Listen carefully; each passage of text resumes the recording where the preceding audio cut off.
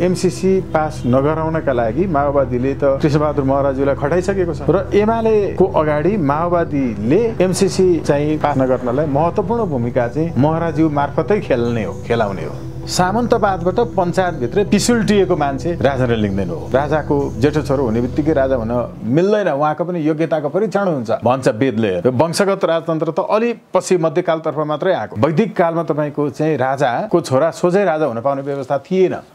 ब्वाँसोको नयाँ पुस्ता पनि ब्वाँसो नै हुन्छ भन्ने चाहिँ बिर्सन हुन्न। नेकपा एमाले राप्रपाको एजेन्डा बोक्न सक्छ? नेकपा एमाले र राप्रपाको एजेन्डामा के फरक छ र? केपी शर्मा ओली स्वयं राजावादीहरूसँग मिलेर यो व्यवस्था सिद्ध्याउन लागि पर्नु भएको छ भनेर प्रचण्डले भन्नुभएको छ। राजावादी पार्टीको महामन्त्री नै नेकपा एमालेको आधिकारिक उम्मेदवार हो। तर यिनीहरूको लिङ्ग के हो, यिनीहरूको जात के हो, यिनीहरूको चाहिँ धर्म के हो? राजनीतिमा पनि वेश्यावृत्ति हुन्छ। वेश्यावृत्ति यही हो नि त। तपाईँको के हो वेश्यावृत्तिको परिभाषा राजनीतिमा? है त यहाँ काठमाडौँसम्म आइपुगेर तपाईँको चाहिँ आफ्नो शरीर बेचेर अनि त्यो पैसाले भाइको प्राण धान्ने दिदीहरूको धेरै इज्जत छ, उहाँहरूको सम्मान छ। उहाँहरूले देश बेच्नु भएन, शरीर बेच्नु भयो बरु। ईश्वर पोखरेलज्यूले अब राप्रपा र एमालेको एउटै एजेन्डा हो भन्ने कुरामा के त्यस्तो खालको चाहिँ आश्चर्य व्यक्त गर्नुपर्छ र? होइन, एउटा बाँस काट्नु पर्यो भने पहिला फेद काटेर तानिहाल्दैन, माथि माथिसम्मका झिक्राहरू सानातिना झिक्राहरू काट्नुपर्छ अनि काटेपछि तान्न सजिलो हुन्छ। त्यसकारण पहिला अरूहरूलाई छिनाउनुपर्छ भनेर आफ्नो चाहिँ पिताजीलाई जोगाएको यी सन्दर्भहरू पनि छन्। हेर्नुहोस् है, तपाईँ र म अहिले नमरिहाले पनि हिम्मत गरेर अब यो परिवर्तनका लागि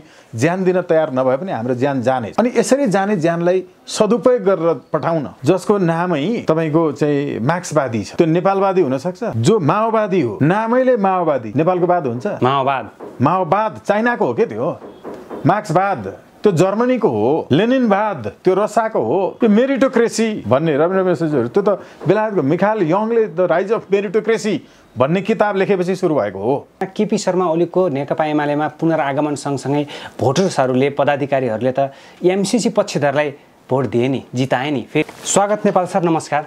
नमस्कार। अब अहिलेको परिस्थितिमा नेपालको राजनीतिमा राप्रपाको अधिवेशनले चर्चा पाएको छ। राप्रपामा कमल थापा र राजेन्द्र लिङ्गदेनमा कसलाई चुन्ने भन्ने विषयले यति बेला प्राथमिकता पाइरहेको छ। तर पकड अहिले कमल थापा भएको हुनाले नेतृत्व परिवर्तनमा तपाईँले नयाँ आयाम देख्नुहुन्छ? पहिलो कुरा चाहिँ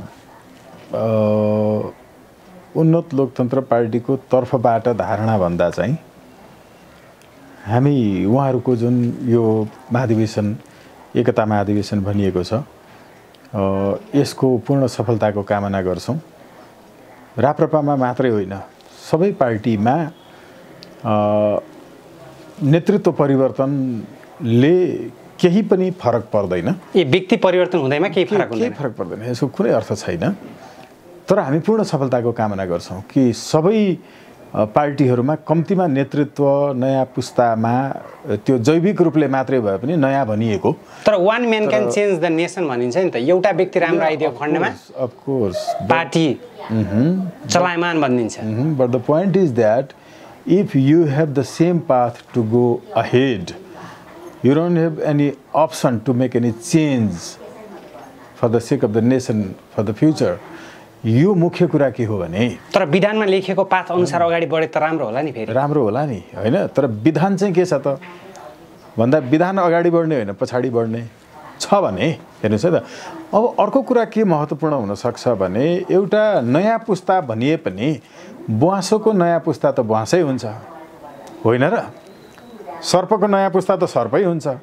त्यसो भएको हुनाले यसले खासै धेरै फरक पार्दैन, मैले यस कारणले भनेको। तर पनि मेरो शुभकामना चाहिँ व्यक्तिगत रूपमा नयाँ पुस्ता, पछिल्लो पुस्ता आउन सक्यो भने सबै पार्टीमा इन्डिभिजुअल्ली मात्रै भए पनि केही नयाँ चाहिँ कार्यशैली हुनसक्छ। तर विचार त त्यही हो। भनेपछि अहिलेको दल व्यक्ति व्यवस्थाबाट केही हुँदैन, केही पार लाग्दैन, केही पार लाग्नेवाला छैन। अहिले हेर्नु न, यो सायद एउटा अनुद्घाटित तथ्य हुनसक्छ कि बाहिर मान्छेले त्यसरी नहेरेको विषय हुनसक्छ। त्यसो भए यो व्यक्ति परिवर्तन हुँदैमा अथवा एउटै बाटो रोजेका दलहरूले कुनै नयाँ बाटो दिँदैनन् अथवा कुनै नयाँ आयाम थपिँदैन। केही मनोरञ्जन हुन्छ मिडियाहरूका लागि, केही हेडलाइन हुन्छ केही दिनका लागि, जनताका लागि तिनका जो समर्थकहरू छन् उनीहरूका लागि केही मनोरञ्जन हुन्छ। यो एकदम दुःखद कुरा हो। पार्टीहरूका महाधिवेशनहरू जसरी भइरहेका छन्, कङ्ग्रेसको अहिले जसरी भइरहेको छ, सम्पूर्ण पार्टीका मान्छेहरूले गरेको करोडौँको खर्च भएको छ। सांसदको तलबको निश्चित प्रतिशत पार्टीहरूलाई छुट्याउने त वैधानिक रूपमा व्यवस्था गरेका छन् नि। हाम्रो चाहिँ एकजना एमालेको सांसदले पार्टी फुटेपछि यो उत्प्रेषणै एमाले बन्यो नि। उत्प्रेषणको आदेशबाट एमाले जन्मेको हो नि, होइन र? त्यो स्वाभाविक रूपमा एमाले होइन, अदालतको आदेशबाट एमाले भएको हो। पहिला नेकपा माओवादी र एमाले मिलेर जुन नेकपा थियो नि, त्यो नेकपालाई एमाले त अदालतले बनाइदिएको हो नि। हो त्यति बेला अब सांसदहरू कोही एमालेमा कोही चाहिँ माओवादीमा आफूले छान्नुपर्ने बेला आयो नि।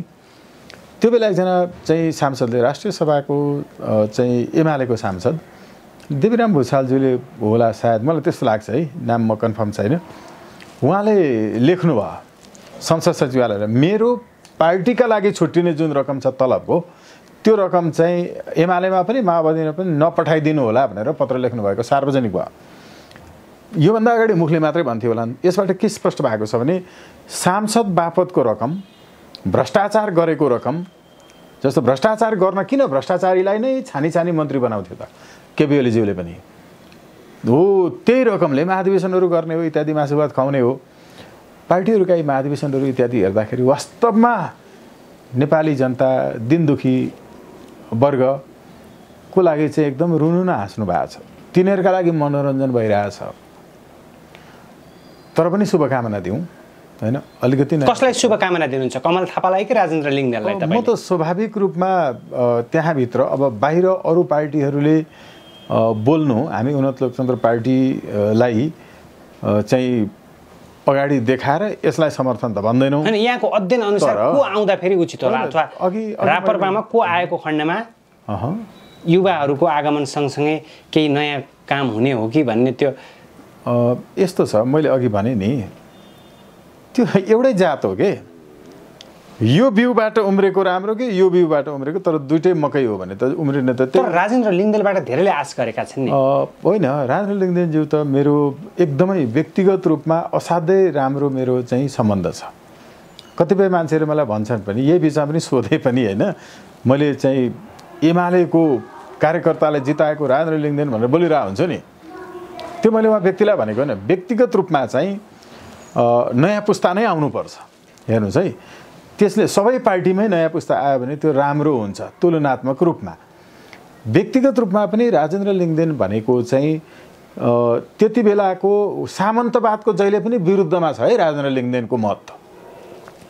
मैले आजदेखि होइन नि, राजेन्द्र लिङ्गदेनले पहिलोपटक 2041 साल पुस 1 गते, मलाई अहिले पनि सम्झना छ, 2041 साल पुस 1 गते चन्द्रगढीको तपाईँको चाहिँ मेची रङ्गशालामा सूर्यबहादुर थापा त्यति बेला चाहिँ त्यहाँ गएर भाषण गर्दाखेरि उहाँले सामन्तवादको पुच्छर समाएर हिँड्ने, होइन, त्यो वन फडानी गर्ने इत्यादि भनेर सूर्यबहादुरको विरुद्धमा नारा लगाउँदाखेरि उहाँलाई त्यति बेलै त्यहाँ दमन भएको थियो। यद्यपि उहाँ राष्ट्रवादी विद्यार्थी मण्डल अर्थात् मण्डले भनिन्थ्यो, त्यसको नेता हुनुहुन्थ्यो।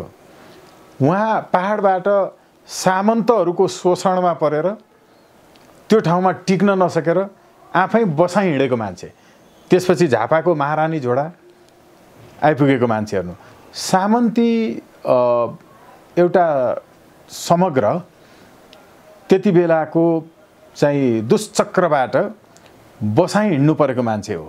हेर्नु, त्यो उहाँको राजनीतिक विचार आफ्नो ठाउँमा छ, तर त्यो कुराको चाहिँ म सम्मान गर्छु उहाँको। हेर्नुहोस्, सामन्तवादबाट पञ्चायतभित्रै पिसुल्टिएको मान्छे राजेन्द्र लिङ्गदेन हो। उहाँको दृढता, होइन, अहिलेसम्म त्यति धेरै चाहिँ अब कमल थापाज्यूको जस्तो उहाँसँग पनि फेरि व्यक्तिगत रूपमा असाध्यै राम्रो छ मेरो। हेर्नु, कमल थापाज्यूसँग पनि आजदेखि होइन, निकै तपाईँको चाहिँ मसँग 50 सालदेखि चाहिँ उहाँसँग राम्रो सम्बन्ध छ व्यक्तिगत रूपमै। तर पछिल्लो पुस्तालाई चाहिँ सबै पार्टीहरूमा आउन सक्ने वातावरण बनायो भने त्यो राम्रो हुन्छ। अहिलेसम्म पनि नआएको त होइन, सांसद हो, पार्टीको महामन्त्री हो, हिजो वडाध्यक्ष पनि जितेको, फेरि पपुलर भोटले जिते हो उहाँ। हेर्नु है राजेन्द्र लिङ्गदेनज्यू, तर त्यहीँभित्र हुँदाखेरि चाहिँ अब कति चेन्ज गर्न सकियो। उहाँले, कमल थापाज्यूले कतिपटक आफ्ना विचारहरू चेन्ज गर्नुभयो होला। त्यो चेन्ज गर्नु हुँदैन भनेको होइन, फेरि चेन्ज भएको राम्रो बाटोमा। अझै पनि हामी त ओभरअल राजेन्द्र लिङ्गदेनज्यू पनि कमल थापाज्यूको पनि विचार परिवर्तन होस् भन्ने चाहन्छौँ। प्रत्यक्ष निर्वाचित कार्यकारी राष्ट्र प्रमुखतर्फ जान सकियोस्। हाम्रो वेदले भनेको पनि तपाईँको राष्ट्र प्रमुख भनेको चाहिँ जहिले पनि जनताबाट स्वीकृत हुनुपर्छ। राजाको जेठो छोरो हुने बित्तिकै राजा हुन मिल्दैन, उहाँको पनि योग्यताको परीक्षण हुन्छ भन्छ वेदले। हेर्नु, यो वंशगत राजतन्त्र त अलि पछि मध्यकालतर्फ मात्रै आएको हो। वैदिक कालमा तपाईँको चाहिँ राजाको छोरा सोझै राजा हुन पाउने व्यवस्था थिएन।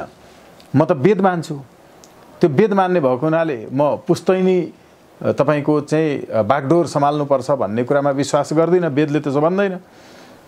उहाँहरूले विचारमा होइन परिवर्तन ल्याउनुहोस् भन्ने त मेरो कामना छ। तर हामीले अलि सबै कुरा गरिरहँदाखेरि बुवासोको नयाँ पुस्ता पनि बुवासो नै हुन्छ भन्ने चाहिँ बिर्सन हुन्न। अब ठ्याक्क यो सँगसँगै अहिले राप्रपाको महाधिवेशन, एकता महाधिवेशन चलिरहेको बेला ईश्वर पोखरेलले भन्नुभएको छ नि, चुनावमा गठबन्धन हुन सक्ने सम्भावनाको आकलन पनि गरिएको छ। यो अवस्थामा नेकपा एमाले र राप्रपाको जोडलाई तपाईँ हेर्न सक्नुहुन्छ अथवा कसरी हेर्न मिल्छ? कस्तो राम्रो कुरो भन्नुभएको छ उहाँले, ईश्वर पोखरेलज्यूले। चरित्र मिल्छ, चिन्तन मिल्छ, कार्यशैली मिल्छ र अस्तिको चुनाव मिल्छ, होइन र? नेकपा एमालेको आधिकारिक उम्मेदवार भनेको त राप्रपाको महामन्त्री राजेन्द्र लिङ्गदेन नै हुनुहुन्थ्यो नि त। अस्ति झापामा पार्टीले व्हिप जारी गरेको थियो आफ्नो कार्यकर्तालाई, तिमीहरूले भोट राजावादी पार्टी राप्रपाको महामन्त्री राजेन्द्र लिङ्गदेनलाई हाल्नु, तर हामी राजा विरोधी पार्टी कम्युनिस्ट पार्टी हौँ भन्थे। हामी त उन्नत लोकतन्त्रको कुरा गर्छौँ। उन्नत लोकतन्त्रमा यस्तो छलछाम हुनु हुँदैन। यो संसदीय विकृत व्यवस्थाको एउटा राम्रो चाहिँ उदाहरण हो। त्यो भएको हुनाले ईश्वर पोखरेलज्यूले भन्नुभएको विषय जुन छ त्यो विषय उहाँहरूको लागि चाहिँ समीचीन छ। त्यो विषय उहाँहरूका लागि चाहिँ मिल्ने नै विषय हो, होइन? त्यसमा म त्यस्तो आश्चर्य व्यक्त गर्नुपर्ने केही पनि देख्दिनँ। हिजो पनि त उहाँहरूले आफ्नो आधिकारिक उम्मेदवार राप्रपाको महामन्त्रीलाई बनाउनु भएकै त हो नि। त्यो भएको हुनाले त्यसो भए नेकपा एमाले राप्रपाको एजेन्डा बोक्न सक्छ? नेकपा एमाले र राप्रपाको एजेन्डामा के फरक छ र? के चाहिँ फरक? राप्रपा र एमालेमा फरक के छ? संहिताको विरोध नेकपा एमालेबाट पनि भइरहन्छ। राप्रपाबाट पनि केपी शर्मा ओली स्वयं राजावादीहरूसँग मिलेर यो व्यवस्था सिद्ध्याउन लागि पर्नु भएको छ भनेर प्रचण्डले भन्नुभएको छ। राजावादी पार्टीको महामन्त्री नै नेकपा एमालेको आधिकारिक उम्मेदवार हो। दुईटा राजेन्द्र महतो पनि एमालेको आधिकारिक उम्मेदवार हो, होइन र? अस्ति तपाईँले हेर्नु भने उता अब कङ्ग्रेस र माओवादीमा फरक के देख्नुहुन्छ? कङ्ग्रेसको कार्यकर्ताले खुरुखुरु भोट हालेको होइन चितवनमा ए माओवादीलाई एकदम। अनि सूर्य चिन्हबाट हृदय त्रिपाठीजी उठ्नु भएको होइन। अनि तपाईँले उता हेर्नुभयो भने हँस्या हथौडामा देउबाले भोट हाले, प्रचण्डले रुखमा भोट हाले। व्यक्तिगत रूपमा फेरि केही पनि भन्नु छैन है मलाई।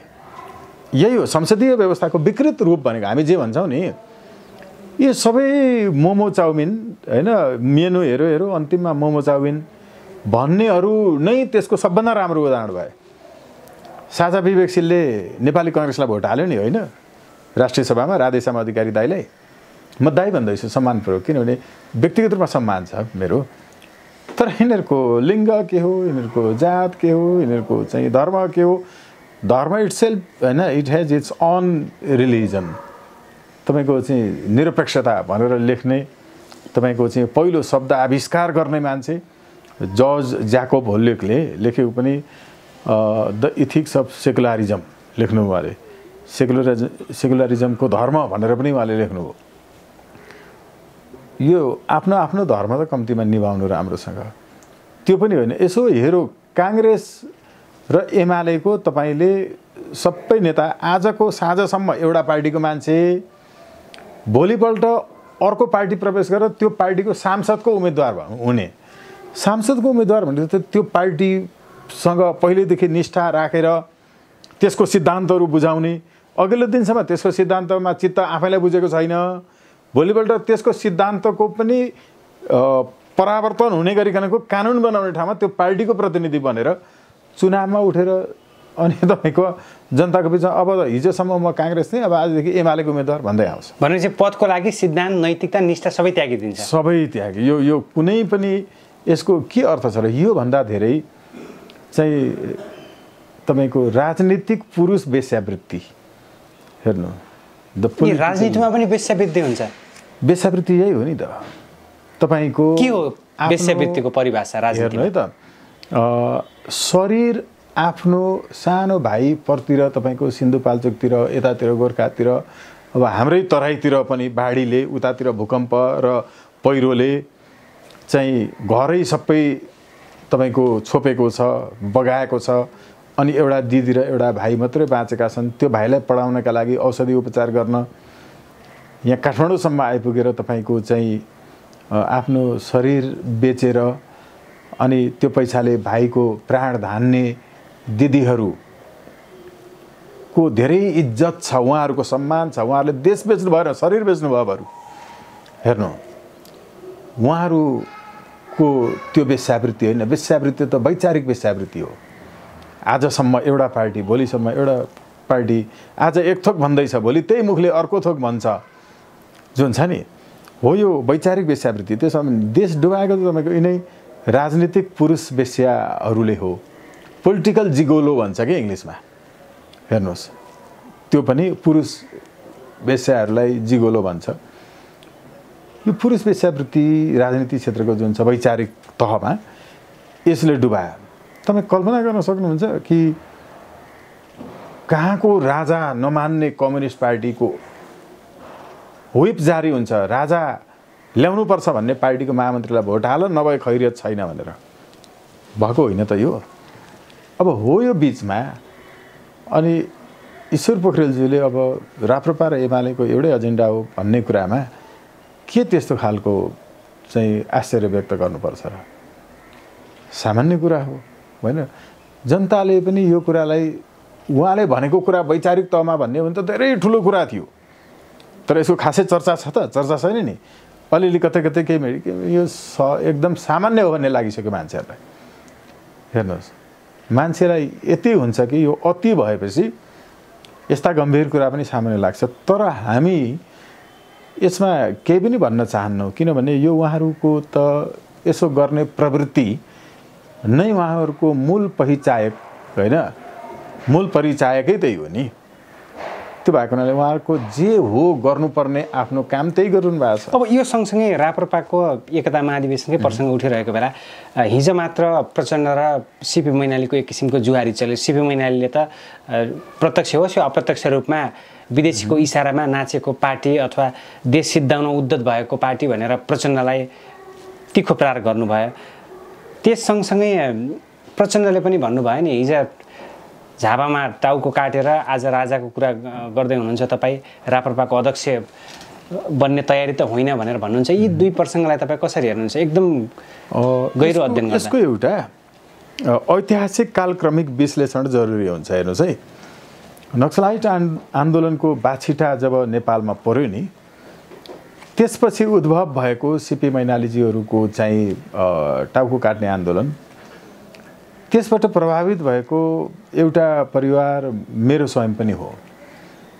मेरो दाजुहरूले त्यही नक्सलाइट आन्दोलनको बाछिटाको कारणले पढ्न पाउनु भएन। 3 जना दाजुहरूले, त्योमध्ये 2 जना दाजुहरू हुनुहुन्छ। जेठो दाजु त भर्खरै 1 वर्ष जति अगाडि बित्नु भयो। मेरो फुपूको छोराहरू होइन, तारानिधि भुर्तेलज्यूहरू लगायत उहाँहरू भूमिगत भएको बेलाको चाहिँ हाम्रो डाक्टर सरोज धितालज्यू हुनुहुन्छ नि, उहाँ पनि हो फेरि त्यही टिममा। हेर्नुहोस्, हाम्रो चाहिँ हिम विष्टज्यूहरू होइन, उहाँहरू।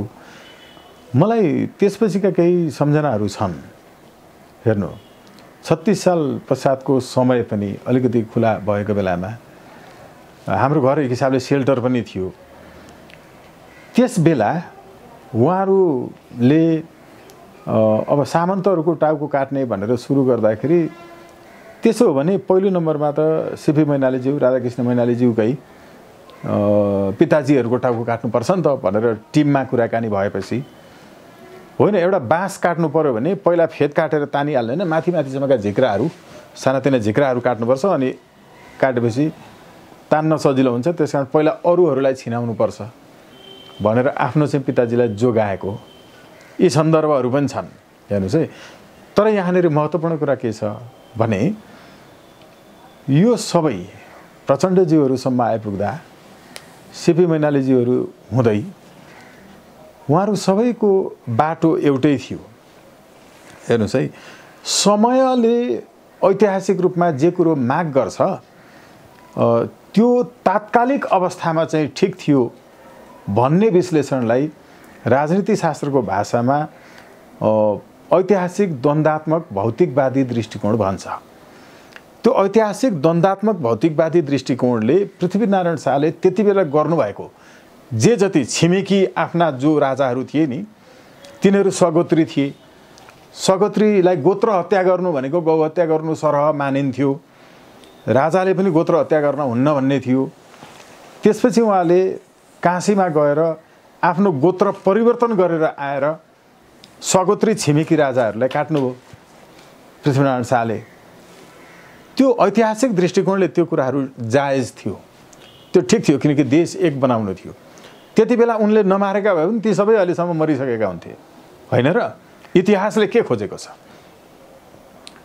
तपाईँ र म अहिले नमरिहाले पनि हिम्मत गरेर अब यो परिवर्तनका लागि ज्यान दिन तयार नभए पनि हाम्रो ज्यान जानेछ। अनि यसरी जाने ज्यानलाई सदुपयोग गरेर पठाउन भन्ने कुरा हो नि। यसैले त्यो ऐतिहासिक द्वन्द्वात्मक भौतिकवादी दृष्टिकोणले महेन्द्रले गरेका कामहरू सही थिए।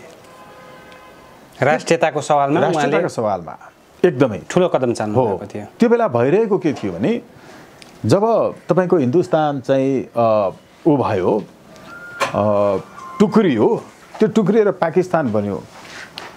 इस्लाम धर्म मान्नेहरू जति पाकिस्तानमा रहे अनि हिन्दूहरू जति चाहिँ इन्डियामै रहने भन्ने भयो। तर केही इस्लाम धर्मका साथीहरू पनि इन्डियामा रहनु भयो। यो सबैको साझा हो भनेर भन्न थाल्यो। त्यति बेला डन भन्ने एउटा म्यागजिन थियो, DAWN डन। त्यो चाहिँ पहिलो चाहिँ म्यागजिन थियो। ब्रिटिसहरूलाई बुझाउन उनीहरूले अङ्ग्रेजी भाषामा लेख्न बाध्य भए। पत्रकारिताको सुरुवातै अङ्ग्रेजीबाट भयो उनीहरूको। त्यो डनमा चाहिँ के विश्लेषण गरिएको थियो भने अब इस्लामिक स्टेट अफ पाकिस्तान टुक्रिएर गइसकेपछि अब हिन्दू राष्ट्र घोषणा गर्नै छ इन्डियाले आफूलाई भन्ने विश्लेषण थियो ब्रिटिसहरूको। तर इन्डियाले आफूलाई हिन्दू राष्ट्र घोषणा गर्न हिम्मत गरेन। त्यति बेला जवाहरलाल नेहरूले त्यो सकेनन्। हो त्यही नै बेला महेन्द्र एकदमै चलाक मान्छे थिए। उनी एकदमै चलाक भएको हुनाले उनले भूगोलमा ठुलो, जनसङ्ख्यामा ठुलो, अर्थतन्त्रमा ठुलो, सामरिक दृष्टिले ठुलो इन्डिया हुँदाहुँदै पनि एउटा कारणले चाहिँ त्यहाँको शासकले पनि झुक्ने ठाउँ चाहिँ नेपालमा छ। त्यो भनेको तिनका शासकको पनि सम्राट, हिन्दू सम्राट भनेर एउटा कारणले चाहिँ इन्डियाभन्दा माथि पार्नका लागि महेन्द्रले जवाहरलालले नसकेको त्यो हिम्मत उनले गरेर अनि नेपाललाई हिन्दू राष्ट्र घोषणा गरे। हिन्दू राष्ट्र लेखिएको पहिलो डकुमेन्ट, त्योभन्दा अगाडि हिन्दू राष्ट्र भन्ने कुनै पनि कागजमा लेखिएको छैन। त्यो 19 सालको संविधानमा मात्रै हो पहिलोचोटि लेखिएको। त्यो हिन्दू राष्ट्र घोषणा उनले जब गरे नि, त्यो ऐतिहासिक दृष्टिले गलत काम थिएन। महेन्द्रले गरेका सबै कामहरू राष्ट्रियतालाई बलियो भने जम्मा जम्मी तपाईँको हेर्ने हो भने महेन्द्रले चाहिँ अब 17 साल पुस 1बाट तपाईँले 28 ल्याउनु भयो भने 9 वर्ष जति शासन गरे। हेर्नु जम्मा जम्मी 9 वर्षको शासनमा कति काम भएको छ नेपालमा। हेर्नु त इन्टरनेसनल तपाईँको चाहिँ एरेनामा नेपाललाई इस्टाब्लिस गरिएको छ। एउटा तपाईँको चाहिँ भौगोलिक चाहिँ विभाजनहरूदेखि लिएर उद्योग धन्दादेखि लिएर अन्तर्राष्ट्रिय सहयोगको चाहिँ तपाईँको पुरै चाहिँ धारा त्यहाँबाट सुरु भएको छ। यो सबै हिसाबले महेन्द्रले गरेका कामहरू प्रति जो मान्छे कृतज्ञ बन्छ त्यो चाहिँ इतिहासमा पछि आफू पनि होइन असलै काम गरेछ भने पनि कसैबाट सम्झिन लायक हुने छैन। इतिहासको गर्व गर्नुपर्छ, सम्मान गर्नुपर्छ। मङ्सु शासन ढालेर होइन तपाईँको चाहिँ कम्युनिस्टहरूले नै फेरि मङ्सुहरूकै चाहिँ तपाईँको शालिगहरू बनाएका छन् त होइन। जार साहेपछि पनि उत्तिकै सम्मान गरे। इतिहासलाई सम्मान गर्नु पर्यो। तर नेपालको राजनीतिमा हेर्दाखेरि माओवादीले कहिले पनि राजाहरूले गरेका राम्रा गौरवमय कामहरूको मूल्याङ्कन गर्यो कि गरेन? यो कृतज्ञता जुन छ नि उहाँले मूल्याङ्कन शालिग ढालियो हो। उहाँहरूले त हाम्रा मन्दिरहरू ढालेर मस्जिद चर्चहरू बनाउने ठेक्का लिनुभएको थियो नि त, होइन र? त्यही त सिपी मैनालीले भन्नुभयो नि, विदेशीको इसारामा उहाँहरू लाग्नुभयो, विदेशीको डिजाइन अनुसार चल्नुभयो, जनगणतन्त्रको कुरा गर्नुहुन्थ्यो। नेपालमा सबैभन्दा बढी जनगणतन्त्र मात्रै होइन, 46 साल पछिको बहुदलीय निर्वाचनमा पहिलोपटक हुँदाखेरि देशैभरि सिपी मैनालीको फोटो टाँसेर इलेक्ट्रल पाम्पलेटहरू बाँडिएका थिए। त्यसमा नौलो जनवादी क्रान्तिको कुरा गरिएको थियो र त्यसमा जनगणतन्त्र नै भनिएको थियो। उहाँहरूले कहाँ पुर्याउनु भयो? उहाँहरूले एकचोटि पनि तपाईँको चाहिँ आफ्नो गल्तीको महसुस नगर्ने, हामीले गलत गरेका रहेछौँ भनेर नभन्ने, भन्नुपर्छ होला नि। तर यति हुँदाहुँदै पनि अहिले तपाईँ र म जसरी बोलिरहेका छौँ नि, हेर्नुहोस् शेषमणिजी, यो एकदम तपाईँ र मैले पनि मूल्याङ्कन गर्नुपर्छ। अघिल्लो पुस्ताले नलडिदिएको थियो भने नि तपाईँ र म पनि अहिले यसरी बोलिरहेका हुने थिएनौँ। त्यसलाई त तपाईँ र म पनि सम्मान गर्छौँ नि, होइन र? इतिहासलाई सम्मान गर्नुपर्छ। नत्र हामी अहिले पनि के हुन सक्थ्यो होला? हामी यसरी कुरा गर्न नपाउने स्थितिमा हुन्थ्यो होला। तर सम्मान भएन नि, राजाहरूले निरङ्कुश भनियो, देश सिद्धाउन उद्यत भयो भनियो। हिजो भएका उद्योग कल कारखानाहरू बेचियो आजको दिनसम्म आइपुग्दा। हो नि। अब अहिले हिजो आज बेचिएकोहरू त यो सबै नेपालका वरिष्ठ भन्ने वकिलहरूले बेचेका हुन्, होइन?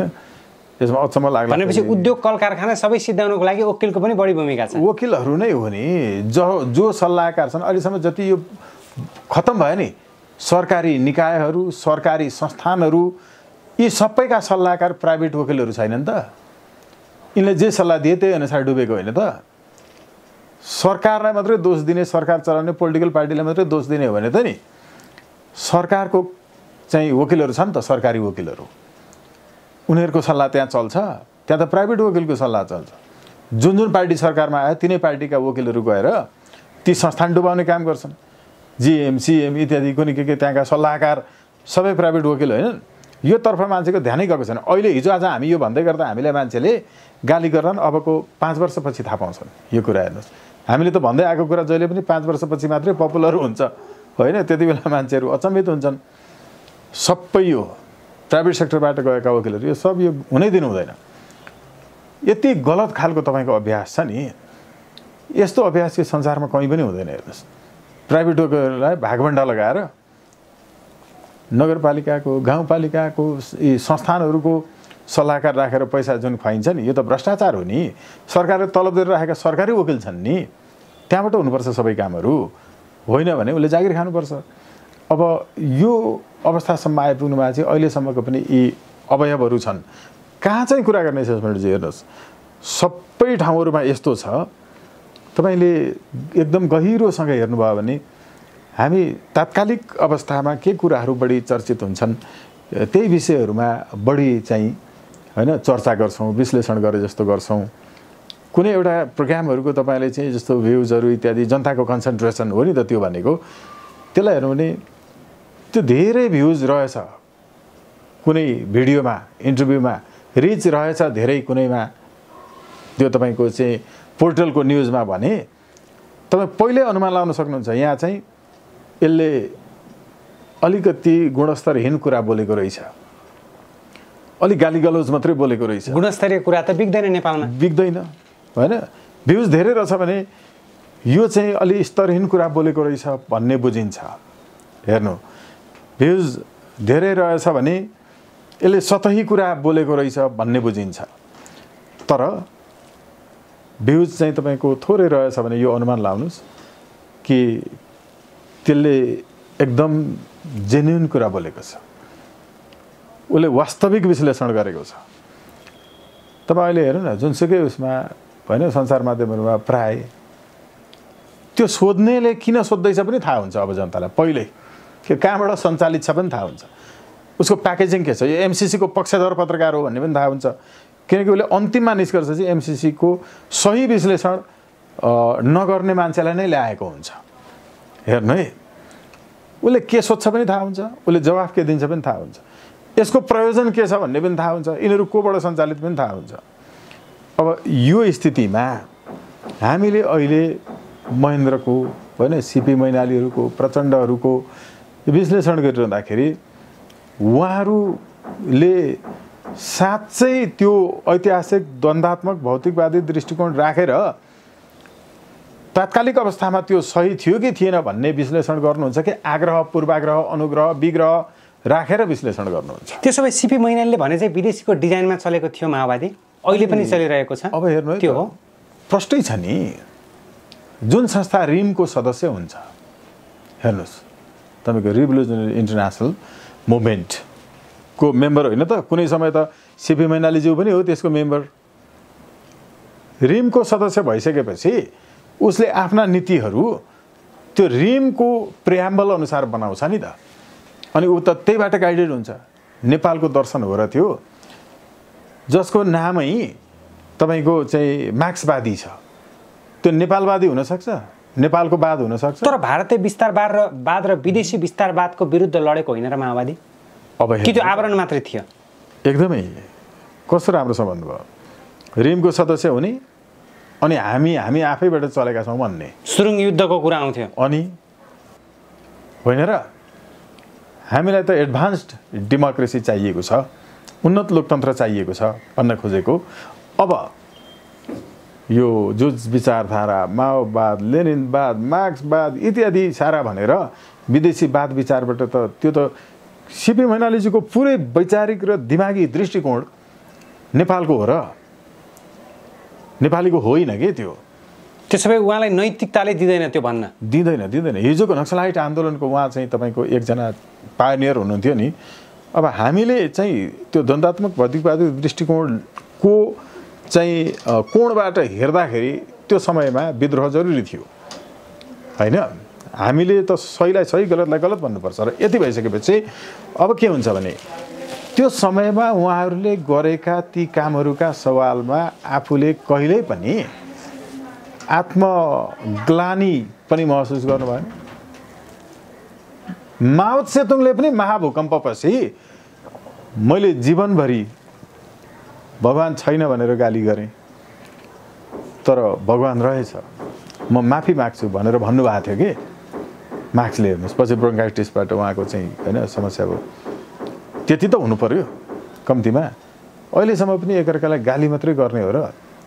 हामीले चाहिँ के भनेका छौँ भने तपाईँहरूले आफ्नो आफ्नो समयमा आफ्नो आफ्नो काम जे गर्नुभएको थियो त्यसले अहिलेसम्मको समाजलाई यहाँसम्म ल्याइसक्यो। अब त्यसले अगाडि बढाउन सक्दैन है ती विचारहरूले, किनकि अब जनता बढी एडभान्स्ड भइसकेका छन्, उन्नत भइसकेका छन्, सोच उन्नत भइसकेको छ। यो उन्नत सोचमा के चाहिन्छ भने भोट दिएर हामीले जसलाई पठाउँछौँ जितेपछि उसले गलत काम गर्यो भने फिर्ता बोलाउन पाउने अधिकार, राइट टु रिकल चाहिन्छ। उम्मेदवारहरू गलत भयो भने उम्मेदवारलाई बहिष्कार गर्न पाउने अधिकार, उम्मेदवारै बहिष्कार गरिदिने अधिकार, राइट टु रिजेक्ट चाहिन्छ। सांसदहरू नै मन्त्री प्रधानमन्त्री बनेर गुन्डागर्दी गर्ने, सञ्चालन गर्ने, प्रहरी प्रशासन सर्वबडा गर्ने, तर सामान्य नागरिकको चाहिँ छोरी बलात्कार हुँदा पनि जाहेरी दरखास्त पनि दर्ता नहुने स्थिति जुन छ, यसैले सांसदहरू मन्त्री प्रधानमन्त्री हुन नपाउने व्यवस्था हुनुपर्छ। सांसदले सरकार 2/3 पाए पनि ढलाउँदो रहेछ त। किन कसैलाई 2/3 दिने, किन कसैले 2/3 माग्ने, किन कसैले बहुमतको अपेक्षा गर्दै जनतासँग हात फैलाउने? यसको कुनै आवश्यकता छैन। यो यस्तो 2/3 यस्तो बहुमतको आवश्यकता छैन। अब ठ्याक्क यो सँगसँगै अब यसै भएको संसदीय व्यवस्था अन्त्य हुनुपर्छ, यो चाहिँ उन्नत लोकतन्त्र हो भन्ने विचारतर्फ हामी गइरहेका छौँ। यसलाई हामी यो विचारलाई कायमै राख्दै उहाँहरूलाई सम्मान पनि गर्छौँ। अब स्वागतजी, यहाँले नेपालको राजनीतिलाई गहिरिएर विश्लेषण गर्नुहुन्छ, विविध आयाममा तपाईँ केन्द्रित हुनुहुन्छ। अब अहिलेको परिस्थितिमा केपी शर्मा ओलीको नेकपा एमालेमा पुनरागमन सँगसँगै भोटर्सहरूले, पदाधिकारीहरूले त एमसिसी पक्षधरलाई भोट दिए नि, जिताए नि, फेरि उदय गराए नि। त्यसो भए एमसिसी पारित गर्नको लागि वातावरण बन्ने स्थिति देखियो। प्रचण्डका पछिल्ला अभिव्यक्तिदेखि लिएर हिजोका दिनमा केपी शर्मा ओली प्रत्यक्ष रूपमा एमसीको पक्षमा हुनुहुन्थ्यो। शेरबहादुर देउवा त अहिले पनि एमसी पारित गर्नुपर्छ भन्नुहुन्छ। यो त जटिल विषय हो नि नेपालको लागि अहिले। तपाईँले याद गर्नु भएको छ एमालेको अहिलेको महाधिवेशनमा 1900 भन्दा बढी भोट प्राप्त गर्नेहरू को छन्? ती मान्छेहरू म यस्तो खालको टाउको गर्ने भोट गर्ने विश्लेषण गर्दिनँ। मैले पत्रकारिताको जीवनमा पनि कहिले यस्तो टाउको गर्ने, सांसदको टाउको गर्ने समाचार विश्लेषण लेखिनँ। तर अहिले आज म पहिलोपटक भन्दैछु, हेर्नु मान्छेहरूको नाम लिएर के। तपाईँले हेर्नु अष्टलक्ष्मी साकेजी हो, हाम्रो गोकर्ण विष्टज्यू, योगेश भट्टराईज्यू, प्रदीप गेवालीज्यू, सुरेन्द्र पाण्डेज्यू, उहाँहरूको 1900 भन्दा बढी भोट कट्यो हो। उहाँहरू सबै हिजो त्यो 10 मुदे सहमति जो थियो नि माधव नेपालसँग भएको, त्यसका पक्षधरहरूको मात्रै पपुलर भोट आयो एमालेमा। किन होला? यसले कुन मनोविज्ञानको चाहिँ परावर्तन गरिरहेको छ, कुन साइकोलोजीलाई यसले रिफ्लेक्ट गरिरहेको छ हेर्नुहोस् त। के भने स्टिल त्यहाँभित्र एमाले भित्र विभाजनको रेखा प्रष्ट छ। एमाले अब विभाजनको बाटोमा जान्छ भन्ने हुनुहुन्छ तपाईँ? अब यो हेर्नु है त, मैले यो भनिरहेको के भने हिजोको विभाजित मत जतिलाई बहुमत प्राप्त भएन, पपुलर भोट सबैभन्दा बढी एमालेमा आएको त्यही होइन र?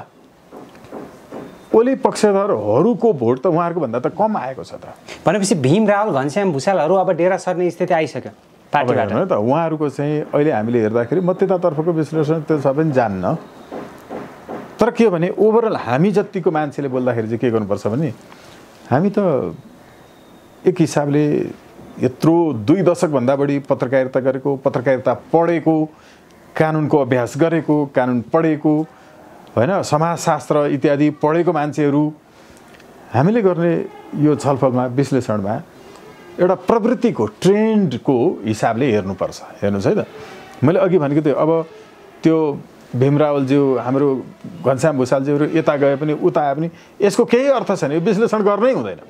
यस्तो विश्लेषणमा हामी फस्नु भनेपछि माओवादी चाहिँ अब एमाले पनि चिरा पर्ने भयो। अब हेर्नु है त, यो भएको हुनाले अहिले प्रवृत्तिगत हिसाबले तपाईँ भने एमाले भित्रको प्रवृत्ति 10 बुँदेलाई बलियो बनाउनु पर्छ भन्ने मत चाहिँ बढिरहेछ होइन र?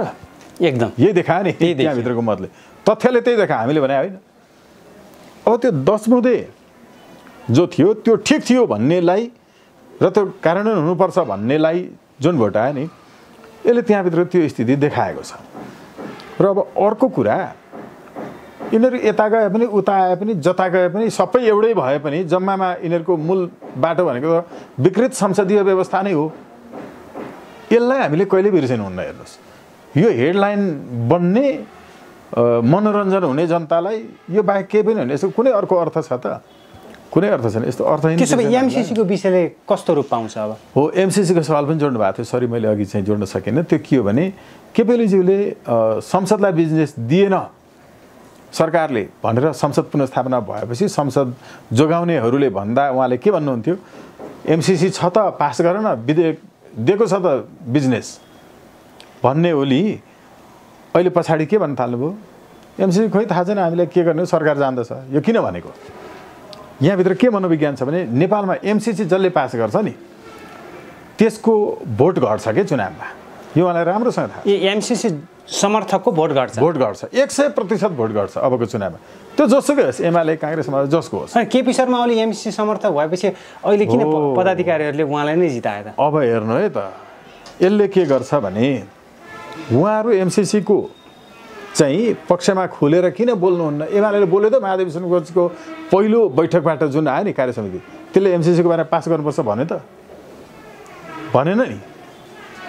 अरू कुरा त भनेको छ त, धेरै कुराहरू होइन, धेरै कुराहरू भनेको छ। एमसीसी पक्षधरको भोट घट्छ भनेर तपाईँले जसरी भनिरहनु भएको छ, भीम रावलको त भोट बढ्नु पर्ने हो नि त, उहाँ त एमसीसी विरोधी हो। यहाँभित्र चाहिँ हेर्नु है त, एमालेको वा माओवादीको वा काङ्ग्रेस जोसुकै पनि जब चुनावका लागि जनतामा जान्छन् नि, त्यो जनताबाट चाहिँ भोट घट्छ। अहिले जनताले भोट हालेको हो र? देख्नु भएन, मासु भात खान पर्छ हिँड भनेर भने अनि आइयो यहाँ बसेर खाइयो के भनेर भन्दै गरेको भिडियोहरू आइरहेको थियो त। खोइ यहाँ 3 दिनदेखि काठ झुन्डेर आएको छु, केही भएको छैन, यो यसरी चाहिँ गर्ने भयो त घरैमा बसेर गरे भइहाल्थ्यो नि भनेर एमालेको सबभन्दा ठुलो आर्थिक सहयोगीले पनि भनिरहनु भएको थियो त, होइन र? त्यसो अमेरिकी सहायक विदेश मन्त्रीको मङ्सिर 28 को म्याद अब नाग्छ, एमसीसी पारित हुँदैन? नाग्छ यो नाग्छ, नागेर पनि पास हुन्छ अथवा के हुन्छ? पास हुँदैन, 100% पास हुँदैन। एमसीसी 100% फेल हुन्छ भन्ने हुन्छ? 100% फेल हुन्छ। यसको कुनै फेल हुनु भनेको चाहिँ दर्ता भएर पास नहुनुलाई फेल हुनु भन्छ।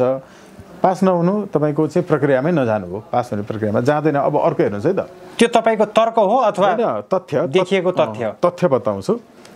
अहिले माओवादीभित्र एमसिसी पास नगराउनका लागि माओवादीले त कृष्णबहादुर महराज्यूलाई खटाइसकेको छ होइन र? उहाँलाई खटाइसकेको छ र एमालेको अगाडि माओवादीले एमसिसी चाहिँ पास नगर्नलाई महत्त्वपूर्ण भूमिका चाहिँ महराज्यू मार्फतै खेलाउने हो। त्यस कारणले माओवादीको भोट नघटोस् भनेर हेर्नु।